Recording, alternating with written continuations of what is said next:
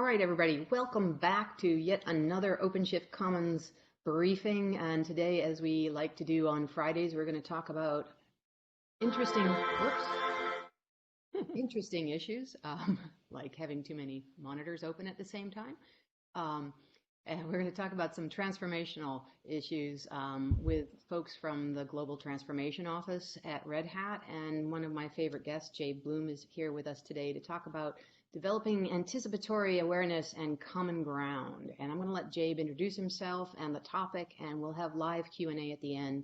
It's always an interesting conversation, so stick around for the last few minutes, 15 minutes or so, and hopefully we can have a good and in-depth conversation on the topic. So Jabe, take it away, and thanks again for coming.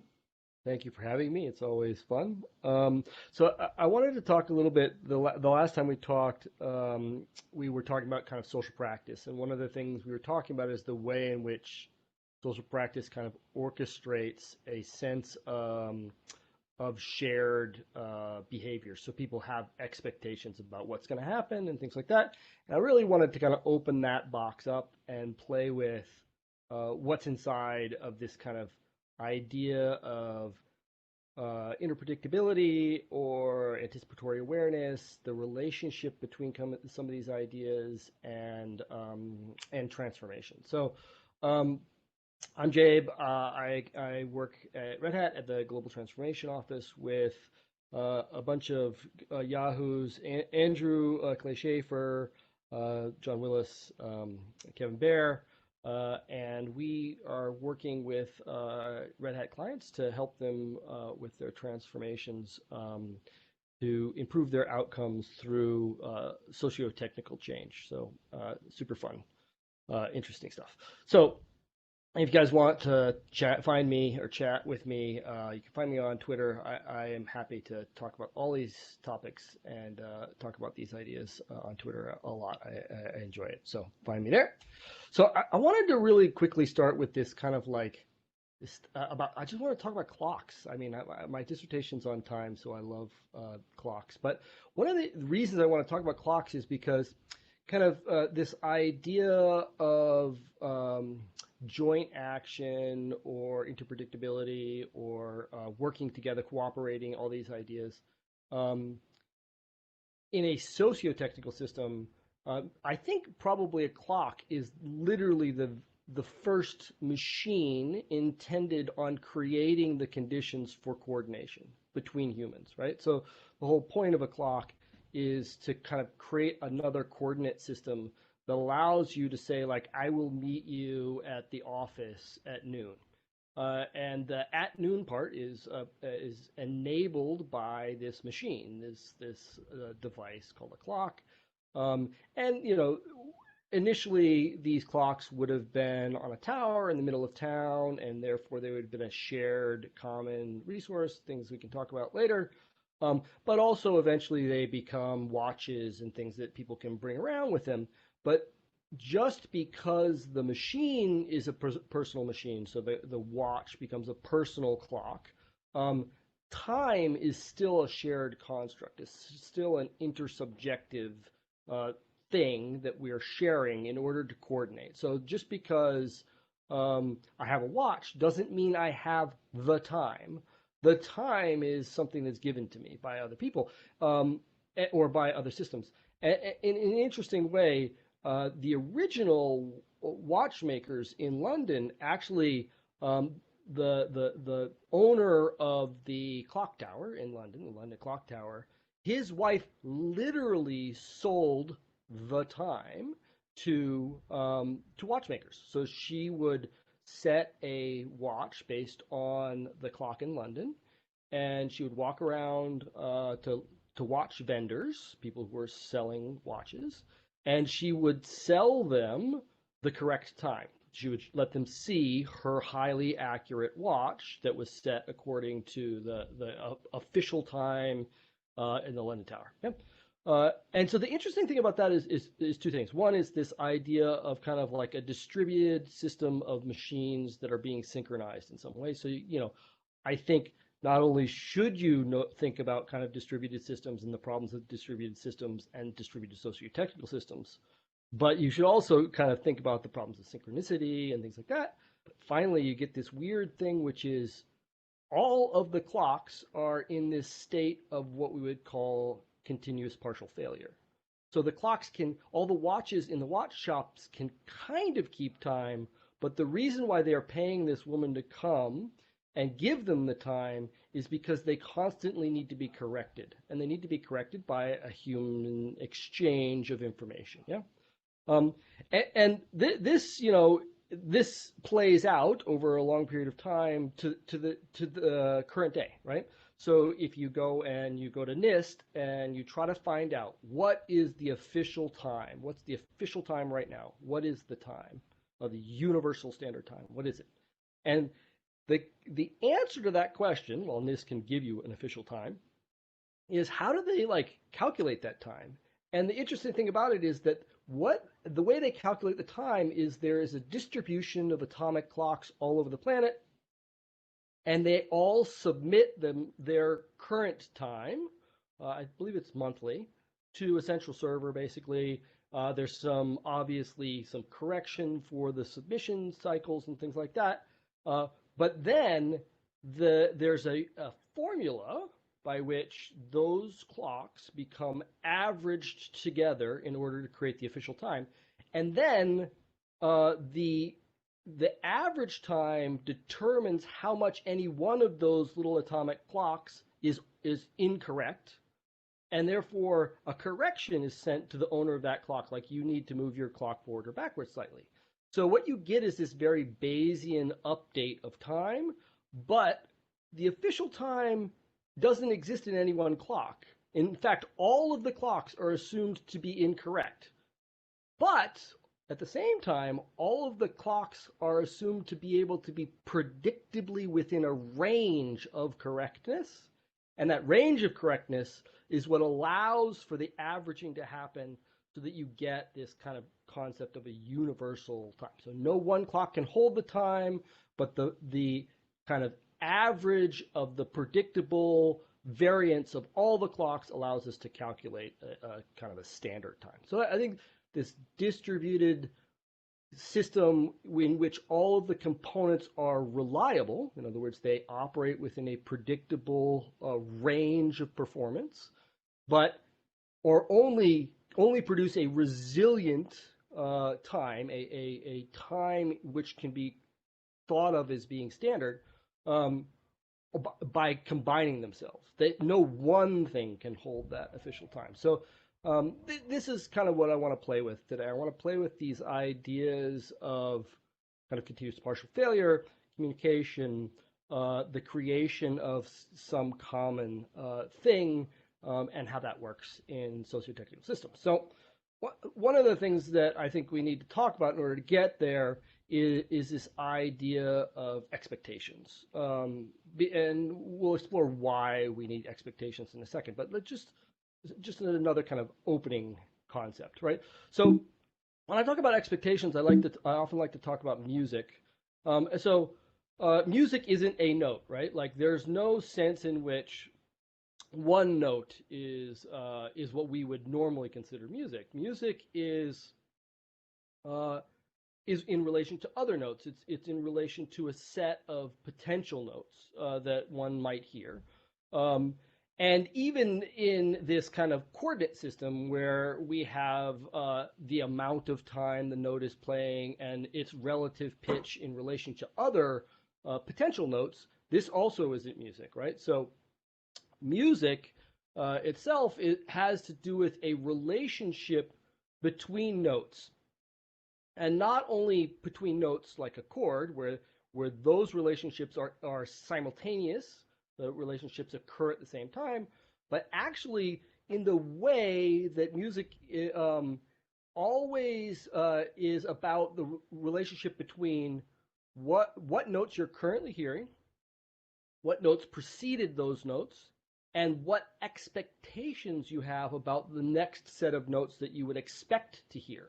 And so in this way, music is like a form of entrainment where you get pleasure from two two pieces when you listen to music. One is you get pleasure from the entrainment. In other words, you get a sense of pleasure from being able to predict what's going to happen. And it's pleasurable. It's nice to be able to predict what the next set of notes are and have the musicians like magically produce the sounds that you predicted in your mind.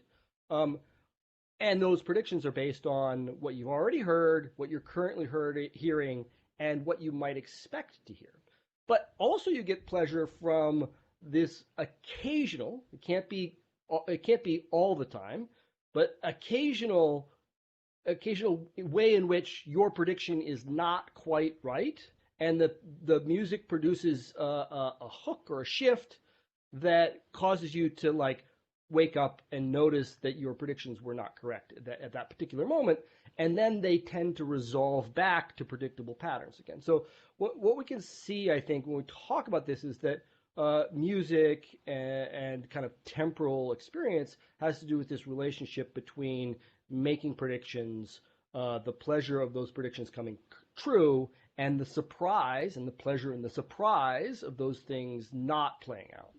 And so in phenomenology, we call this idea the difference between retention, protension, and the immediate present. So retention is this idea that the way in which the previous notes inform your expectations, your protensions, is not direct. You don't mathematically calculate the next notes. You use those notes and the sense of them to kind of make an idea about what you expect to have happen. And protensions work in the same way in that your hearing of what is currently being played is colored, let's say, by what you expect to hear next. Yeah. So there's this way in which the future and the past color or shape the present. And as Merleau-Ponty kind of points out here, it's not time, or our experience in time is not like a slideshow. We don't see one slide at a time.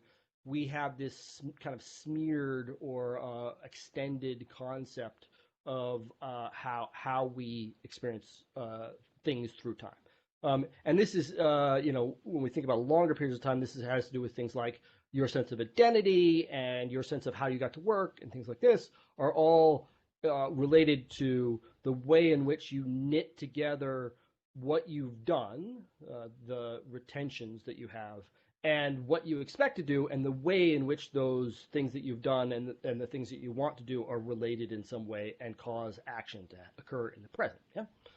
So one of the things we could say, I think, about this is that human experiences, including joy and meaning, emerge from this intersection between what I expect and its resolution or its novel, surprising result. Yeah. So that's what gives us pleasure in the world. That's one of the things. It's why we like things, is because either things become meaningful or they become surprising.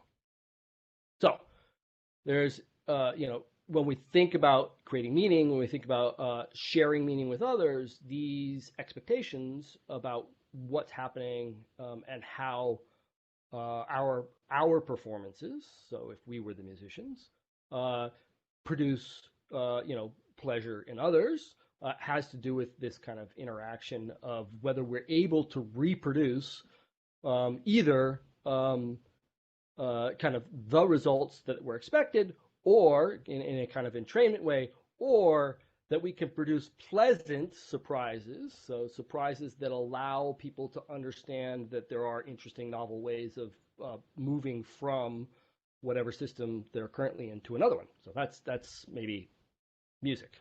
So then another thing before we kind of get into the meat of it, like I want to talk about like uncertainty and complexity a little bit, because I think the words are like hyper overloaded, especially complexity. And I want to point at some specific versions of it in this particular case so we can kind of grasp onto it and think about it a little bit better. First of all, we have a concept called the problem of future knowledge. So one of the ways in which the systems that we work in are complex is based on this idea that says there is future knowledge. There is knowledge that will only occur in the future. Because if it occurred in the present, then it wouldn't be future knowledge. And if we had that knowledge now, we would do things differently. But in fact, because of the way in which systems evolve and co-evolve and change, we will come to know things in the future that we cannot know now. And so this is like the source of things like technical debt and things like that, right? The way in which we make the best decisions we can in the present, and then in the future, those best decisions don't look like good decisions anymore, but there would be no way to have made those good decisions in the future in the present. We can't, because we don't have the knowledge that the present would create. Yeah. So this is an idea that there's no stability to some of the knowledge that we have. That the knowledge that we have is emergent from the system itself. And if the system changes significantly or evolves in any way, then we will have new knowledge about the system, and then we will have different expectations about what that system should or should not be able to do.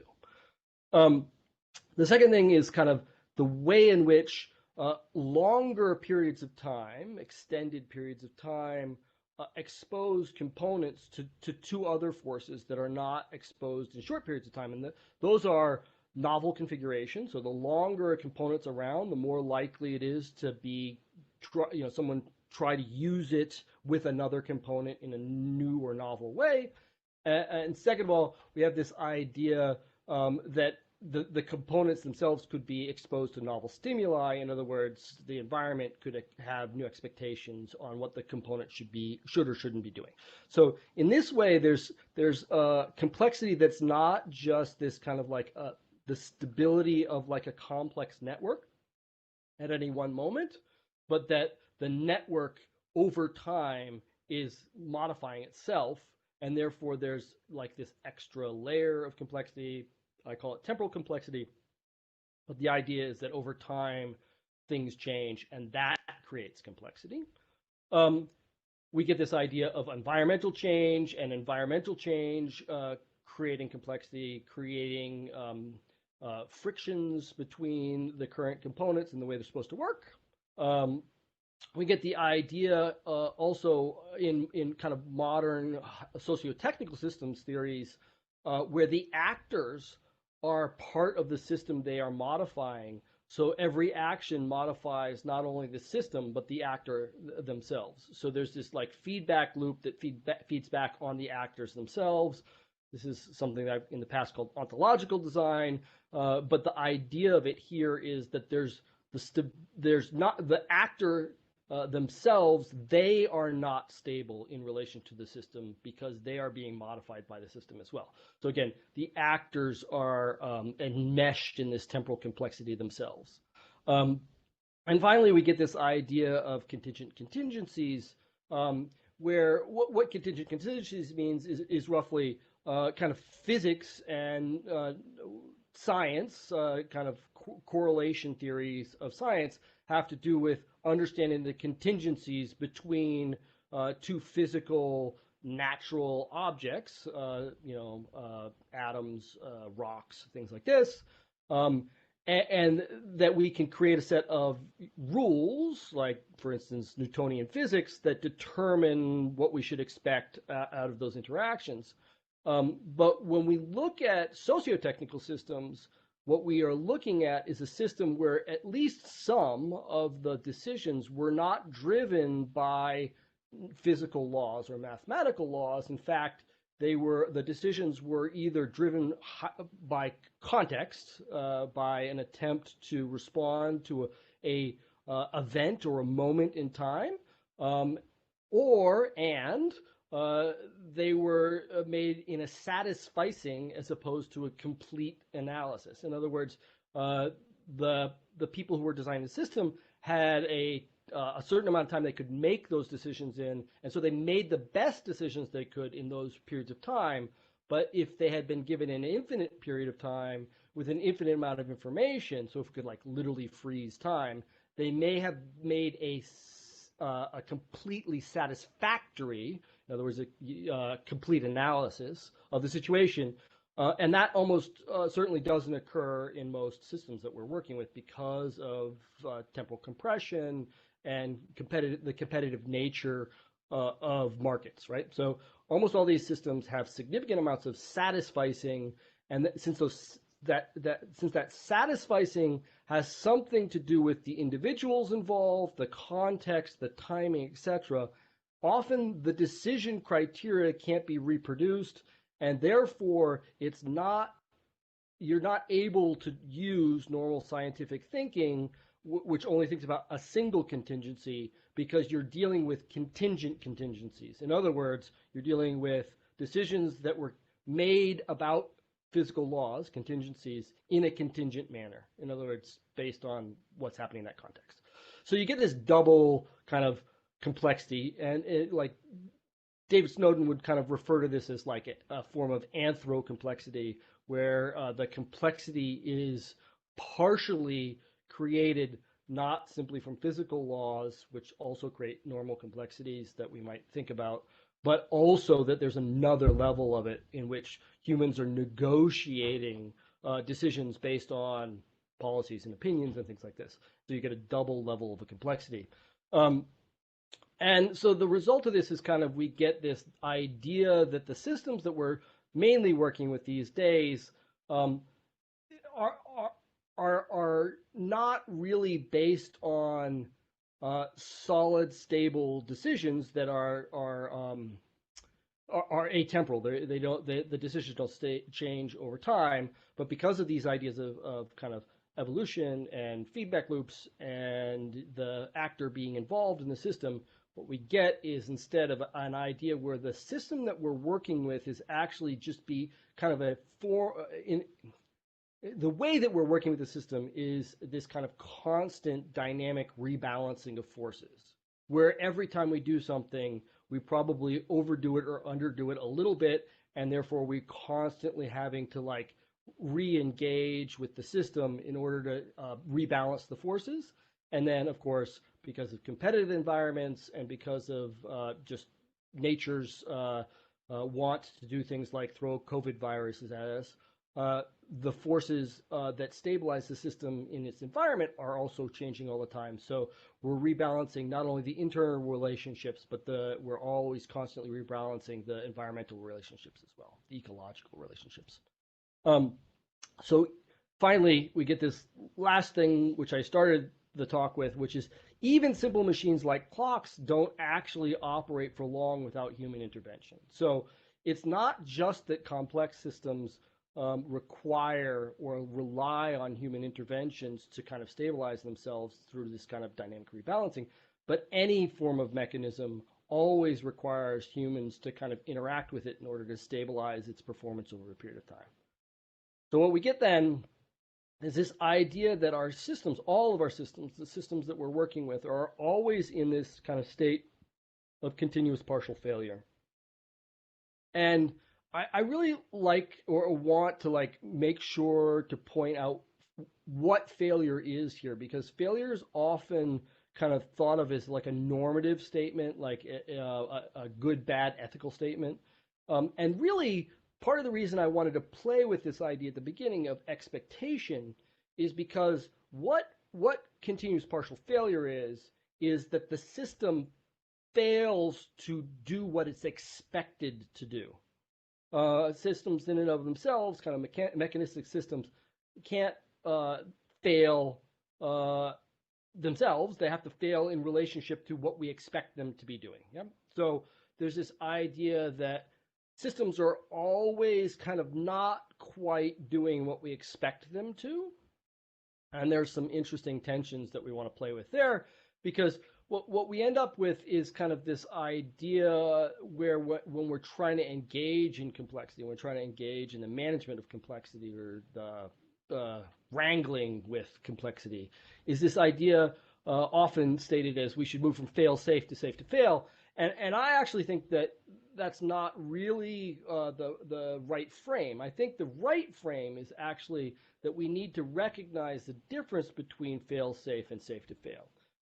So fail-safe is those decisions that we can make about an architecture or a system using physical laws, right? So you should not be able to expect to transmit packets faster than the speed of light. So if you design a system that expects faster than speed of light performance, you're going to have issues. There are a set of kind of load-bearing architectural decisions, like kind of a minimum set of criteria that define the physical limitations of the system, and recognizing and understanding what those are is important. And I like to think of these as kind of like decisions that are made or refined over time, based on calculations and things that we can know using kind of a scientific theory. On the other hand, we have these ideas of safe-to-fail architectures, and these for me are more about what I call architecture and use. And what I mean by architecture and use is that the failure to meet expectation is only something that can be evaluated in use. It can't be evaluated prior to use. It can't be evaluated before the system is operational. And so you get safe to fail aspects of a system based on it actually being operated. And so what we see here is kind of the difference between a form of planning that that is a form of planning about what we might call governing constraints or immutable constraints, and then a set of planning about how to constrain the system so that we can see whether or not it's meeting our expectations and react appropriately when the system isn't meeting our expectations, so as to stabilize it by intervening in an appropriate way and know that it's been stabilized. And this idea of humans needing to interact constantly with the systems that they're operating in order to keep those systems appearing as if they are operational is what we might call skillful coping. And so what we can say is in any socio-technical system, what we're actually observing is a mechanistic system, a technical system that is being enabled to perform according to expectations by humans intervening in order to nudge the system towards the expected outcomes. And that is a continuous process. And the moment that humans would maybe stop interacting with that system would essentially collapse. And therefore, we can see things like this all the time. If you have a clock anywhere in your house, if you don't actually intervene and reset the time, it won't work well. At the same time, you could look at things like open source projects. The moment that a community around an open source project collapses, the technology itself starts to deteriorate, right? And we all kind of know this based on our experiences. So I think that's interesting. So why are we kind of talking about all this noise? What we're trying to talk about when we talk about this, when we're talking about transformations in particular, is this idea of how do we increase this joint activity, this ability to act, and real quick step back. One of the reactions sometimes to complexity is that you can't do anything about it, that you can't you can't manage it in a way. And yes, I think it's true that you can't manage complexity away, but also complexity is not an excuse to not attempt to manage the systems that you're building, no matter how complex, to make sure that they meet the expectations that you have of them. Yeah. And so joint activity and interpredictability in Klein's framing, we'll get back to this in a second, is not just between humans, but it's between humans and the technical systems that they're interacting with, so that the system performs according to expectations or predictions, and the humans perform in relationship to each other as well. So what we're trying to do is talk about what happens during transformation in which we increase the rate of change.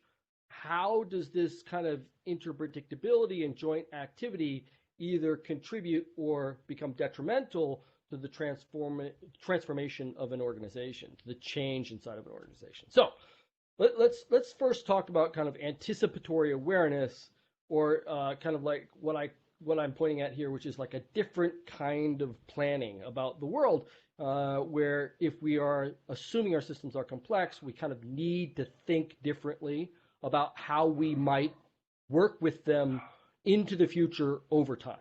And so I'm going the wrong direction. So the first thing is to say, like, a lot of planning, a lot of traditional planning engages experts to make predictions, and those predictions are chained together in a way where early predictions have a lot of impact on late predictions, but also the experts are valued for their predictions and their ability to produce predictable results, and therefore they become preoccupied with making sure that the conclusions that they made earlier come true, come hell or high water later. And this results in the suppression of new information and potentials that individuals and teams can interact with in order to produce better results than could be envisioned in the beginning. So that's one of those kind of problems of future knowledge pieces, where the future knowledge is ignored where it could be used to create better results. So what we're trying to talk about when we talk about kind of these kind of anticipatory awareness pieces is changing the organization's focus from what will happen, and also changing the organization's kind of, this is like the alignment argument, what should happen. Both of these, by the way, again, are not bad, but they're not sufficient for a transformation, right? So it's not defining the exact cause. It's not defining the kind of alignment that allows for these kind of changes that we're looking for. It's exploring what might happen as an organization. And the reason we want to explore what might happen is because if we want to predict what the next note in the transformation song is, it's better to know what all the next potential notes might be, as opposed to focusing just on a particular note and saying that will be the next note that gets played. And so what we're doing is we're moving from these linear causal chains that have to do with more that kind of architecture as load-bearing analysis. And we're moving forward from kind of linear normative expectations. In other words, chains of expectations that are based on opinions, where the chain becomes long enough that if one of those opinions is incorrect, we get problems, to abductive, not adductive, abductive parallel plausibilities. And what I mean by this is that the organization is kind of constantly re-examining what's plausible from where they are in the transformation, as opposed to from some preconceived chain of events. And so the result of this is not a form of planning that produces a lowering of cognition in the organization. So I don't know if you guys have ever had this experience, but as a manager, I used to have this experience all the time. If you give someone a plan, there seems to be a lower likelihood that people will question the plan, because they assume someone has thought the plan through, so they just kind of adopt the plan as their own. On the other hand, if you use this kind of anticipatory awareness version of it, what you're trying to do is actually say to the organization, as we move forward, it's equally important at every kind of step that we're scanning for the possibilities of what could happen. And that has to do with the expectation piece. So Gary Klein, who wrote about anticipatory awareness with David Snowden, one of the things they were trying to point at was this idea that there's two ways to use mental models. So a mental model, just really quickly, would be like a way of thinking about what might happen, but not just a kind of a linear way, like a set of expectations and their interrelationships to each other. Yeah. And so you might have a mental model of, for instance, for Gary Klein's studies, you might have as a firefighter, you might have a mental model of how a house burns. And what he says is that a mental model basically kind of links previous experiences with what's happening right in front of you with action. So like, what should I do based on what's happening, based on what I've seen in the past? So that's, and then there's one second link, and that second link has to do with what would the result of this action, what should I expect based on the result of this action, right? And so, one of the ways that we can differentiate high-performing teams from low-performing teams, teams that are likely to be successful in transformation and less likely to be successful in transformation, is that low-performing teams use the mental models to lower their cognition. They use the first part of the model, my previous experience, the current context, and what action should I take, and then they take the action, and then they kind of rinse and repeat. High-performing teams add that second piece, which is they say, based on my previous experience, this is the action I should take, and this is the result I should expect. And therefore, if I don't get the system doesn't perform the way I expect it to, then there's something wrong with my mental model, and I need to heighten my cognition. I need to slow down and be more careful and try to figure out what's happening, because something's not working according to my expectations. And that becomes an important idea, so that anticipatory awareness is about increasing the awareness of what we might anticipate happening, as opposed to saying this is what will happen. And the result of those things is an engagement in the complexity of the system. The human social aspects of the system become engaged in the temporal relationship between what I expect to happen and what did happen. Yeah. So I need the slides are not doing what I expect them to. So we can think through this really quickly using this weird model, which is called the future cone model. And it basically says that like there's organizations can kind of think through the future as what's probably happening, what's preferable to happen, what's plausible to happen, what can we think of that might happen, and finally what's possible. And there's a real set of distinctions here, because one of the important things to recognize is that the difference between what's plausible and what's possible is significant. What's possible is almost always greater than what we can conceptualize. And when we talk about common ground in a minute, common ground is the shared sense of plausibility, the shared sense of where we might arrive in the future is what's plausible.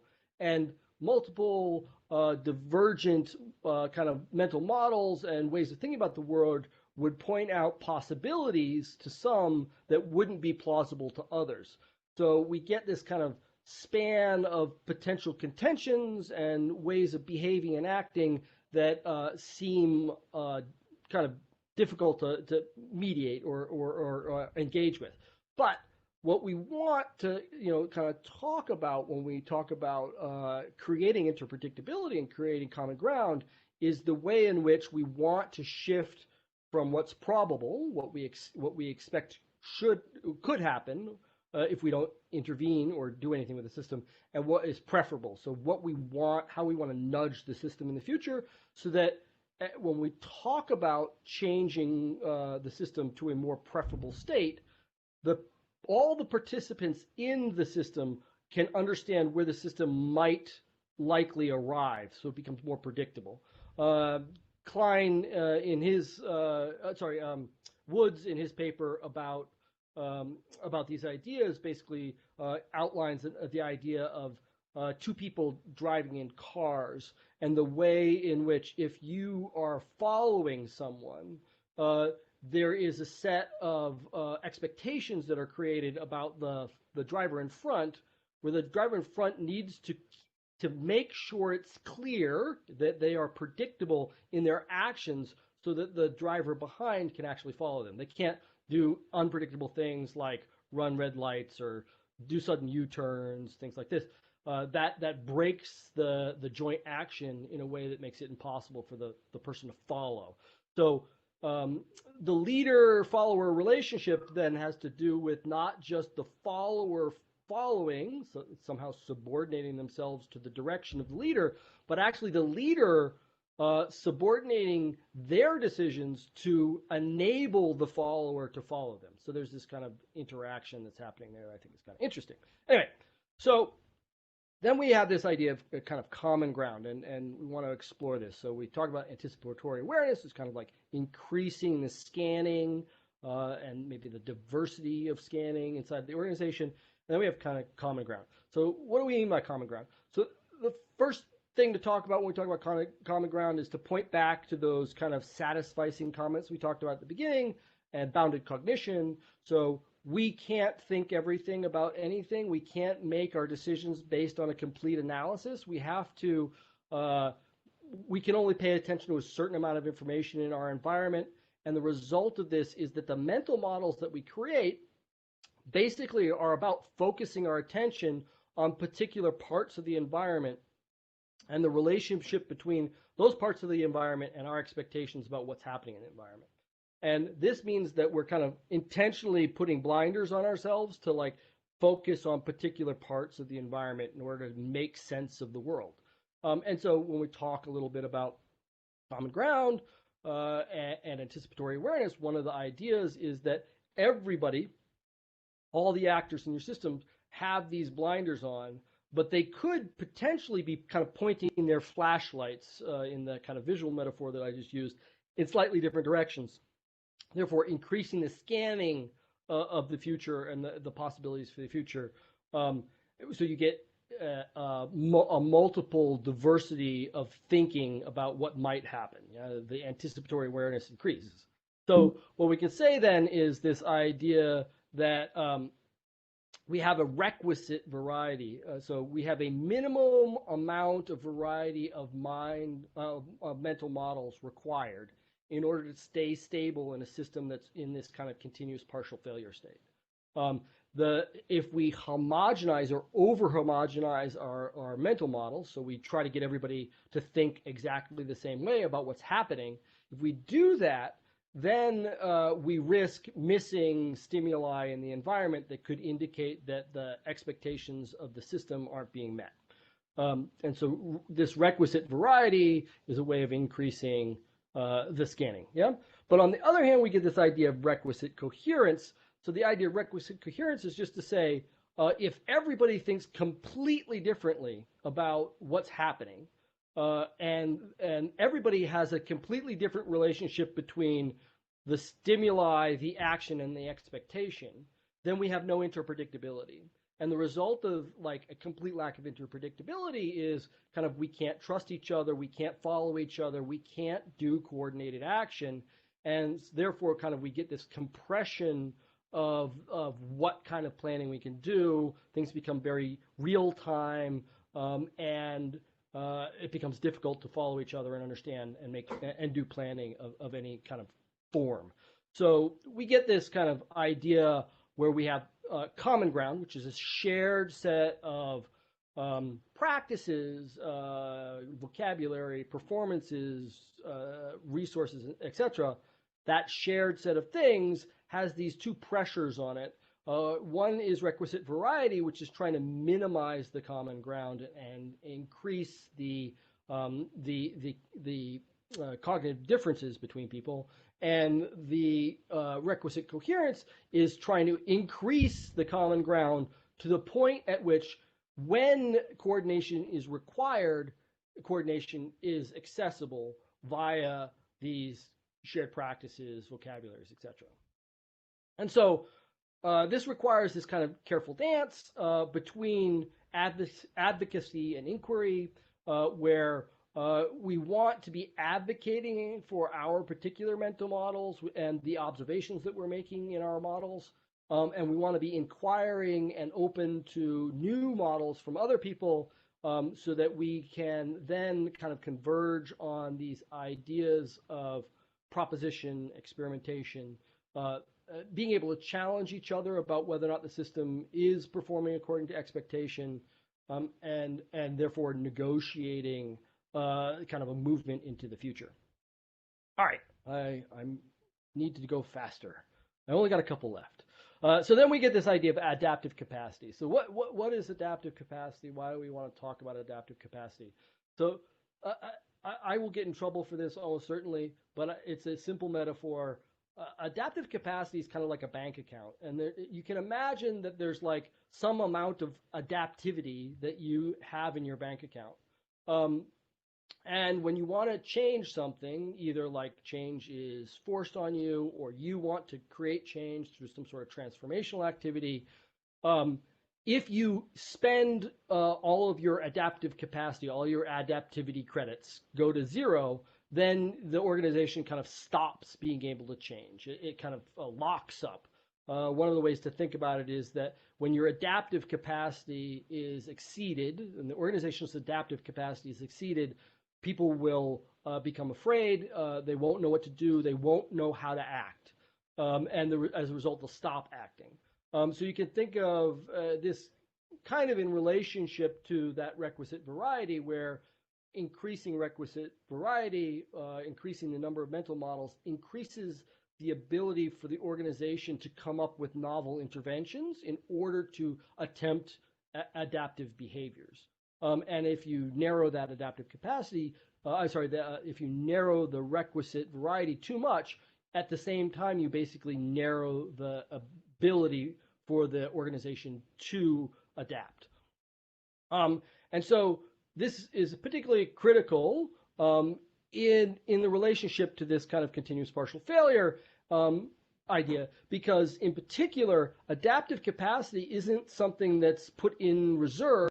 It's something that's constantly exercised, and it's constantly exercised by people trying to skillfully cope with these kind of micro failures that are constantly happening in your system. And that's not good or bad, and it's not fully eliminated. You cannot fully eliminate it from the system. All socio-technical systems are always in continuous partial failure. So there's this question then about like, what do we do about this adaptive capacity, and like, how could we think about it in the form of a transformation? And there's two ways I like to think about increasing adaptive capacity. There's others, and there are certainly people who will comment on this. But there's two ways to that I'd like to propose right now to increase the available capacity inside of an organization. And the first one is to recognize operational load and toil, to which I mean there is a minimal amount of continuous partial failure in any system, having to do with kind of change that is endemic to the system that you're working in. But there's also a lot of other things that happen regularly that could be removed that you're deploying skillful coping to deal with right now. And a lot of that could be kind of described as toil. And a lot of the other pieces of it could be described as high operational load, or systems that have both unnecessary redundancy, especially if you take a more modern view of, or a more contemporary view of how to create a resilient system, in which case redundancy is more of a liability than it used to be seen. But also the idea that the system has been poorly designed for operation. So you can think about issues like poor observability, in which case it's hard to see when the system is performing poorly. The expectations of the system are not encoded in a way that becomes readily available in operation or in use. So one of the ways to kind of increase adaptive capacity, if you want to think of adaptive capacity as something that you would want to be able to deploy either because of an emergency or emergent change, or because of the desire for transformational change. If adaptive capacity are used for those two things, then eliminating these things doesn't increase the total amount of adaptive capacity in the organization, but it does increase the amount of available adaptive capacity to be deployed elsewhere, to be deployed towards those ideas. The second one is just to say that actively understanding how to create, modify, and recreate common ground becomes a form of adaptive capacity itself. because common ground, as we described it, links expectation, context, and previous experience, current context, and expectations. It links those things. And so when environments change and those linkages change, then the common ground itself needs to be modified. So another way of increasing adaptive capacity inside of an organization is increasing kind of the flexibility and ability to modify common ground in a way that people can kind of constantly renew the common ground and make it more valuable. Really quickly, most of this talk has been based in kind of a linguistic or conceptual version of common ground. But I think it's important to point out that common ground also is kind of encoded or held in material systems. In other words, the technical systems themselves hold forms of common ground, or in the way that I described, for instance, like low observability systems and high observability systems. The high observability system, one of the things it does is it's encoded inside of itself the reproduction of a set of common ground so that you can see what the expectations are. So these are not always just kind of conceptual mental model pieces. Sometimes they are shared common resources, and therefore the organization's ability to negotiate and adapt these shared common resources becomes a critical part of creating kind of ongoing common ground. So I have one last rant, and then I will stop. Why do we care about these two ideas or these three ideas? Well, one of the things we're trying to move towards inside of kind of contemporary systems is resilience, and resilience is the ability for a system to adjust prior to, during, or following disruptions, changes, or frankly, the ability, resilience is the ability to undergo transformation. Organizations that have low resilience who try to transform, they lock up, they get brittle, and they don't transform well because low levels of resilience in the system. And the thing that we've been trying to kind of link together when we talk about socio-technical systems is to say that the resilience is enabled by the human coping and skillful coping and the availability of that resource to the system, that ability, that capability in the system. Technical systems can only ever be reliable within performance tolerances. They can't be resilient. The human part of the system is what creates this resilience. And so when we think about how this plays out, events happen in the world, right? Things happen, market events, COVID, all sorts of things like this happen. And to the extent that those events are reasonably predictable, anticipatory awareness about that event allows us to start planning when costs are low and options are high. In other words, we have lots of options for dealing with this event, and the cost of making those changes is low. As the event horizon gets closer and closer to us, the number of options goes down primarily because options take time to exercise, and the cost of those options often goes up. Shorter, more bursty interventions tend to cost more money. And the result of that is that we can't actually modify the system to avoid negative reactions to the event, and we end up in the event. And so we move then from kind of anticipatory awareness to the need for adaptive capacity. Inside the event, what determines the performance of the system's ability to kind of interact or adopt change inside of an event has to do with the organization's adaptive capacity. Those organizations that have a high adaptive capacity can absorb larger, more disruptive events than organizations that have low adaptive capacity. So these are the relationships between the two, as opposed to kind of like the last one, which is stabilization, having to do with like, if we survive the adaptive capacity, how do we do kind of retrospectives, post-incident reviews in order to improve future performance. Yeah. So when we think about this, Why do we care? Well, first of all, we know that the way in which organizations tend to work is that they tend to do this kind of disruptive behavior where the dominant market players tend to overperform the market because they get into feature races with each other. And by overperforming the market, they open up a market below themselves for disruptive smaller companies to come in and provide less functionality for significantly less cost, which kind of creates a spinning flywheel in which those disruptive organizations eventually grow to be the size of the dominant players. And then there's a conflict. The conflict occurs when the dominant players' markets are significantly encroached on by the disruptive players, and therefore we get kind of this friction in a marketplace. And so what we can say is that we've kind of got an incumbent that goes through these diffusion curves, right? The way in which kind of crossing the chasm works, where technology kind of distributes itself from early adopters to late adopters, etc.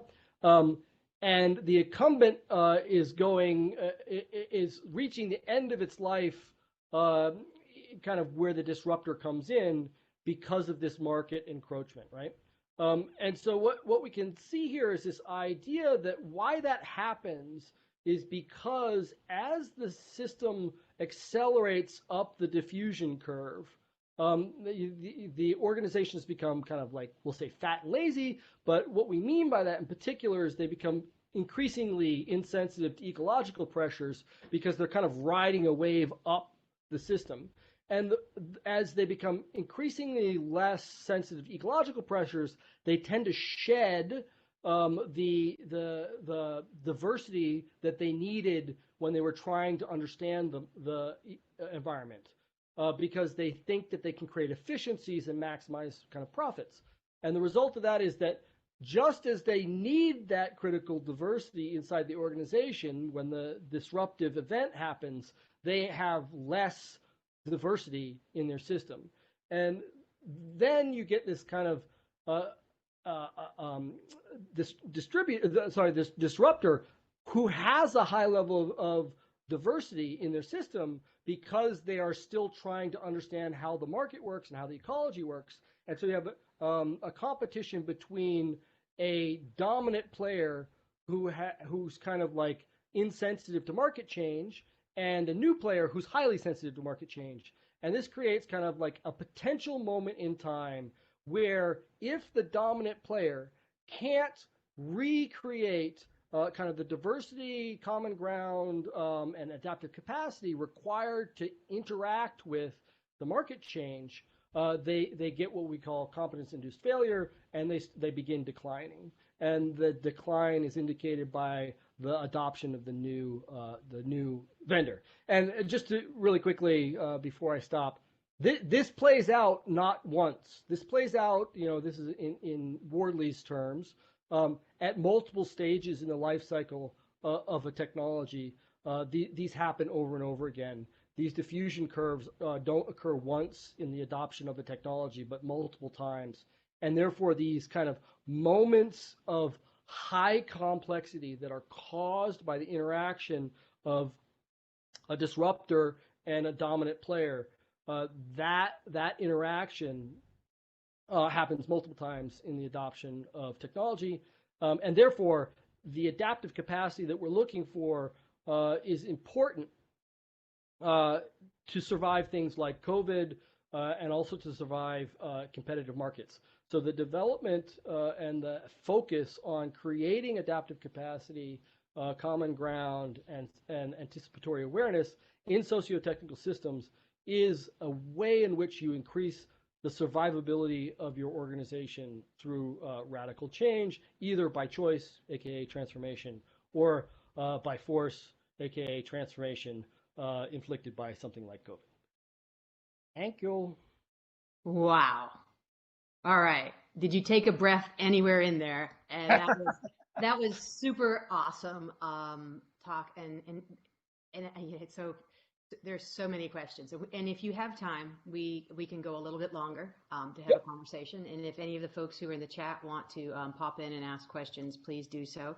Um, eh, I am reminded that I need to introduce you to a gentleman I met about in 2018. I shared a stage with Danny Hillis from the Long Now Foundation, and he's applied minds, thinking machines kind of guys. And way back in like '86, he he wrote an essay or raised an alarm about society having a mental barrier at looking at the year 2000 as the limit of the future.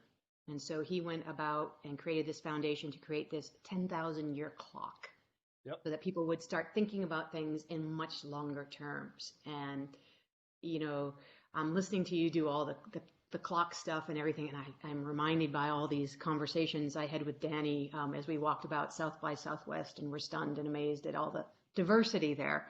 And it was a lot of fun, but I also think there are a lot of people who would really get this talk and the need for this anticipatory thinking point of view. And there were a number of things that resonated for me in what you were saying. And a lot of it felt like playing three-dimensional chess. Yep. You know, it's like we are in technology when we're planning projects and we're, trying to avoid feature creep and all of the things that we do when we become entrenched in a market space as leaders, trying to figure out how to create the diversity that drives the innovation into our projects. Sometimes, like Red Hat, we've acquired companies like 3Scale and CoreOS and things like that that have really helped us continue to innovate and drive that diversity into our culture and into our thinking about the technology. But it's an interesting concept, trying to keep that common ground open and I'm trying to think of all the words. You had so many words in there, the top level coming in and the bottom level coming in, the bounded cognition, the blinders that we wear. There was just a lot about that. And I think, and as Jeff is mentioned in the chat, your last point is quite dire given the motivations of companies to lean in towards market control for sustained revenue, because we all know we want that sustained revenue. Yeah, and as Jeff is saying, diversity is pruned since it's inefficient to maintain and inconvenient to manage. And I kind of disagree with that. It's not inconvenient to manage. You just have to learn, and management has to learn behaviors that allow us to have common ground and move things so that we can have the resiliency that we need and the diversity that we need to take on these bases. So there's quite a lot going on here, and I'm just trying to see if Jeff, you want to jump in here, I'll unmute you if you want to follow up on that at all. And anybody else who's chatting here, but boy, stunning tour de force again, and a lot of things that we need to think about as a company, as socioeconomic resiliency is something here, and Jeff is arguing in the chat that recent history does not demonstrate that management learns. And I wonder if you can talk a little bit about like the idea of acquiring those startups when the incumbent, you see Apple and Google and Red Hat and IBM acquires Red Hat, whether that actually is helpful. How does that move things forward from your point of view? Yeah, I mean, I think, without getting into much trouble, I think kind of the Red Hat IBM story is an interesting one in that IBM has been, very careful to honor Red Hat's culture because they want to learn from Red Hat. So they're giving time and space for the development of a set of common ground between the two companies. And they're not doing kind of the death embrace version, which is something that many companies are known for, right? Like, and I think, it's interesting to look at something like the IBM Red Hat acquisition as something where there was a recognition that they weren't just buying technology, they were buying a way of working and a way of a culture or a way of existing, and that IBM was interested in having that access to those insights for themselves, but also thought that they could offer those insights to their customers as a new way of working. And I think Red Hat has a great story around profitability and the way that they have been able to have this culture and also produce above average results quarterly for whatever it is, 22 quarters in a row now or something like that. So I think there's that, and there's this kind of careful, like, what are you buying when you buy in a merger and acquisition? What is it that you're getting? And I think the way that I usually talk about that is there's two different kind of acquisition mindsets. One is that you own a book of business or you own kind of a portfolio, and one is that you are trying to create a system, a whole system. Yeah. And so organizations that tend to think of themselves as portfolio owners will often do acquisitions because they see an opportunity to eliminate kind of the social aspects of the system in order to create savings by normalizing the interactions and therefore kind of reducing the cost and making the system behave better. But by eliminating the culture, kind of like let's shock the pool with chlorine version. And then on the other side, you get kind of like a lot of organizations nowadays, you look at like somebody like Google, the amount of acqui-hire that they do, where they're actually saying, I don't actually care anything about the technology you have. What I want is your well-functioning team to come in because I have projects that I think are more valuable for your well-functioning team to work on than the project that you're currently working on. So let me hire you. Let me hire your entire team because we value that social network that you've built more than the technology that you've built. And so I think there's this, there's these different ways of looking at it. And, I've said, I think here before, but I'll say it again. Most of the companies I think that are getting the greatest value these days are getting it from social capital. They're getting it from relationships and the way in which humans are relating to each other. That is the primary driver of value in a lot of organizations. And it's not the same thing as saying hire a bunch of experts, because those are like individuals. I'm literally mean the way in which you create a set of interactions between experts.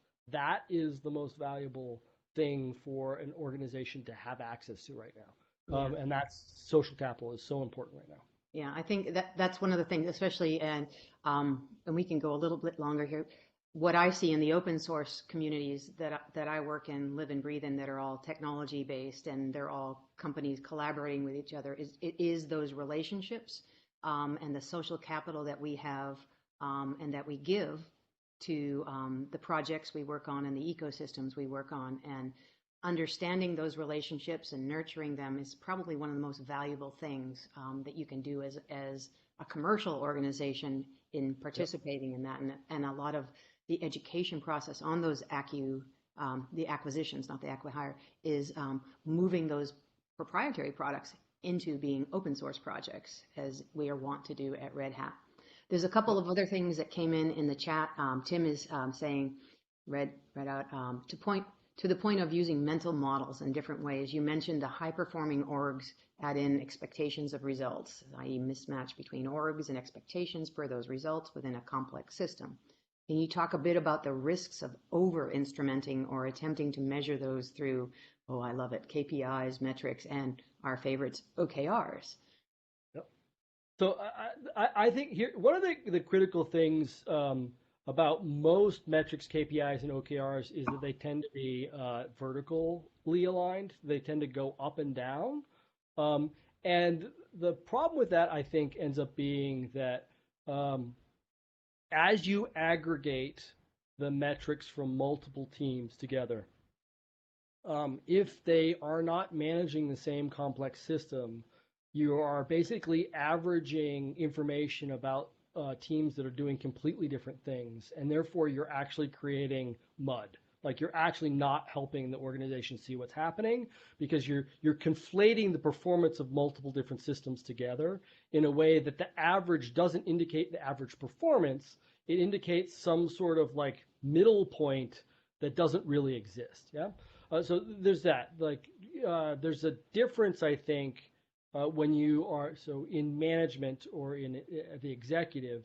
There's a certain number of metrics that you want in place, and I call them hunting metrics. And what I mean by a hunting metric is it only tells you where to look for problems. It doesn't tell you what the problem is. So it basically is like raising your hand, like having a way for the system to raise its hand and say like, there's something wrong over here, and not attempting to diagnose what's wrong, but just point at what's wrong. Mm-hmm. And that requires doing things like you should have candlestick metrics and things like this that show you the variation in performance across teams as opposed to the average performance across teams. Because variation in performance can indicate skewing and drifting away from things. And making it harder for that common ground to exist. Yeah, you want a certain amount of variation, but if you get too much variation in performance, it could be indications that people are having problems staying together. The second thing I'd say is like the difference then between that type of measurement, which is the OKR, KPI, up and down the hierarchy negotiation, versus something like SLOs, SLIs, which are horizontal negotiations about expectations between teams. These metrics, where we agree on the minimum performance criteria. So that's the stuff I was talking about when I was talking about load bearing, right? Like in order to perform well, our system has to respond within 3 milliseconds. Can we agree that that's what the expectation is? Can we agree that there is a point where if we are approaching 3 millisecond response times, that we will get together and try to prevent exceeding that that measure? That's metrics that are used to increase the observability of the system, to increase the ability to do predictions and correlate results to those predictions, and they're vertical and towards the work surface, not towards the management system. And so I think the difficulty, the easiest version of the problem is like story points, where you take something that's designed to help a team or a set of teams make sense of something, and then you try to generalize it across a broad set of teams and then average it as a management system, and then you just get nonsense. Like anybody who's tried to like have a manager try to say the team down the hall is doing 20 story points a day, why are you only doing 5? And just have the teams be like, you just totally don't understand the problem. That type of metricing is exactly the confusion that I think happens in a lot of organizations. So I do think there's like specific metrics that are appropriate for each level of the organization, and I'd be glad to kind of come back and talk about that at some point. I think it's an interesting discussion. Well, I think we do have to wrap up a little bit here, though I could probably talk all day today. I think the whole concepts, and I think what you've done today is give us a common ground and a vocabulary to talk about this, and I really appreciate that.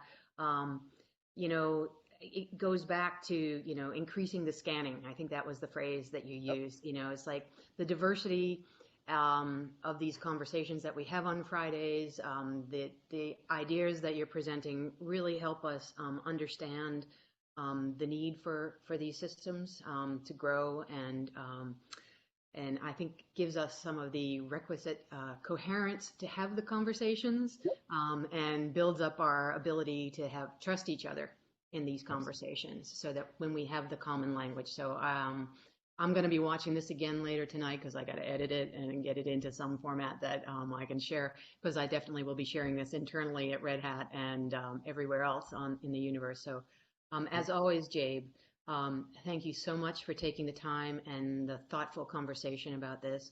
This applies at so many levels of so many different kinds of organizations, whether they're technical, political, social, and all in so many levels, inside of our own organization, Red Hat and IBM, as well as in the open source communities that we all live and work in together and collaborate in. So again, thank you very much for taking the time.